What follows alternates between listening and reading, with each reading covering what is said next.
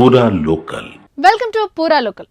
తాజాగా అమెరికా అధ్యక్షుడు ట్రంప్ చేసిన వ్యాఖ్యలను భారత్ తోసిపుచ్చింది. ఇండియా పాక్తో వాణిజ్యం నిలిపేస్తానని బెదిరించి రెండు దేశాలను కాల్పుల విరమణకు ఒప్పించానని, నా జోక్యం వల్లే ఇరు దేశాల మధ్య అనుహిత్యం తప్పిందని అమెరికా అధ్యక్షుడు డొనాల్డ్ ట్రంప్ చేసిన వ్యాఖ్యలను భారత విదేశాంగ శాఖ ప్రతినిధి రణ్ధీర్ జైస్వాల్ తోసిపుచ్చారు. భారత్ పాక్ మధ్య కాల్పుల విరమణకు సంబంధించి అమెరికా జరిపిన చర్చల సమయంలో అసలు వాణిజ్య అంశమే చర్చలో లేదని భారత్ స్పష్టం చేసింది. పీఓకేకు సంబంధించి ఏవైనా సమస్యలను భారత్ పాకిస్తాన్ ద్వైపాక్షిక పరిష్కరించుకోవాలన్నదే మా జాతీయ వైఖరి. ఇందులో ఎలాంటి మార్పు లేదు. పాకిస్తాన్ అక్రమంగా ఆక్రమించిన పీఓకేను వదిలిపెట్టడమే మిగిలిందన్నారు.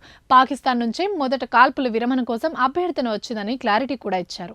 భారతీయ ఆయుధాల బలం వల్లే పాకిస్తాన్ కు విదేశీ శక్తులు మద్దతు ఇవ్వడం మానేశాయని తెలిపారు. భారత్ పాక్ మధ్య నెలకొన్న ఉద్రిక్తతలు అణు యుద్ధానికి దారితీశాయన్న ఆందోళనలు ఆయన ఖండించారు.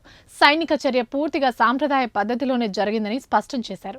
పాకిస్తాన్ న్యూక్లియర్ పాలసీపై పూర్తి అధికారాలు ఉండే పాకిస్తాన్ నేషనల్ కమాండ్ అథారిటీ మే 10న సమావేశం అవుతుందని కొన్ని నివేదికలు వచ్చాయి. కానీ ఆ తరువాత దాన్ని తిరస్కరించారని గుర్తు చేశారు. పాక్ అణుబాంబు బెదిరింపులకు లొంగబోమని, సరిహద్దు ఉగ్రవాదాన్ని ఎట్టి పరిస్థితుల్లో అనుమతించబోమని భారతదేశ వైఖరిని రణధీర్ జైస్వాల్ మరోసారి పునరుద్ఘాటించారు.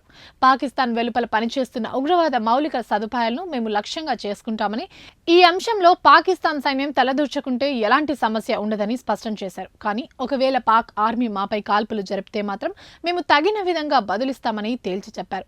భారతే భయపడి కాల్పుల విరమణ కోసం అభ్యర్థించిందని, భారత్లోని పలు వైమానిక స్థావరాలను ధ్వంసం చేసిందని, పాక్ లేనిపోని గొప్పలు చెప్పుకుంటోందని, లేని విజయాలను సాధించామని చెప్పుకోవడం ఆ దేశానికి పాత అలవాటేనని ఎద్దేవా చేశారు. ఇవి ఇప్పటివరకు అప్డేట్స్. మరిన్ని అప్డేట్స్ కోసం చూస్తూనే ఉండండి పూరా లోకల్.